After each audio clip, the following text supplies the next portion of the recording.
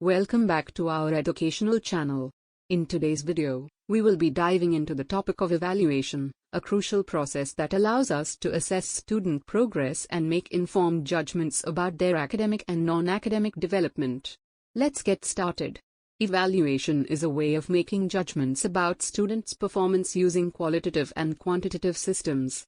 It goes beyond academic achievements and also examines various aspects of a student's personality.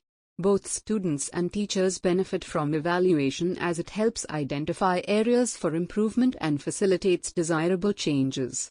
There are different elements involved in the evaluation process, including testing, measurement, assessment, examination, and appraisal.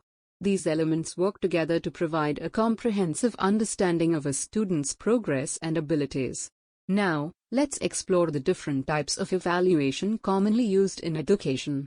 First, we have diagnostic evaluation, which is conducted at the beginning of the teaching-learning process. Its purpose is to identify specific weaknesses or deficiencies in students' knowledge and skills.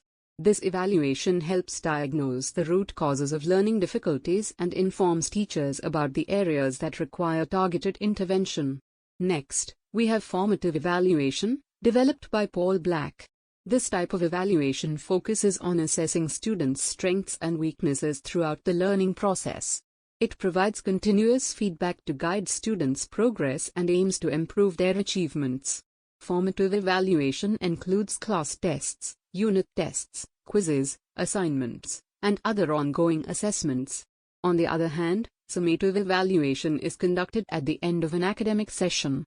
Its main purpose is to classify and promote students based on their overall performance. Summative evaluation often leads to the issuance of certificates and doesn't provide immediate feedback. Examples of summative evaluation include term tests, annual tests, and external evaluations. Evaluation techniques can be categorized into quantitative and qualitative methods. Quantitative techniques include written examinations, oral examinations, and practical examinations. These methods rely on numerical scoring systems and standardized measures to assess students' knowledge and skills. Qualitative techniques, on the other hand, focus on observation and interview-based assessments. They utilize tools such as checklists, rating scales, and cumulative records to evaluate students' performance and capture a more holistic understanding of their abilities. In the context of adolescent learners, norm-referenced evaluation is commonly used. This approach compares students' performance with that of their peers, allowing for the establishment of a relative ranking system. For adult learners, criterion-referenced evaluation is often employed. This type of evaluation assesses individuals based on predetermined criteria or standards, focusing on their mastery of specific skills and knowledge. The evaluation process plays a vital role in education, enabling us to monitor student progress, identify areas for improvement, and make informed decisions. By utilizing a combination of diagnostic, formative, and summative evaluation, educators can create a comprehensive picture of student achievement.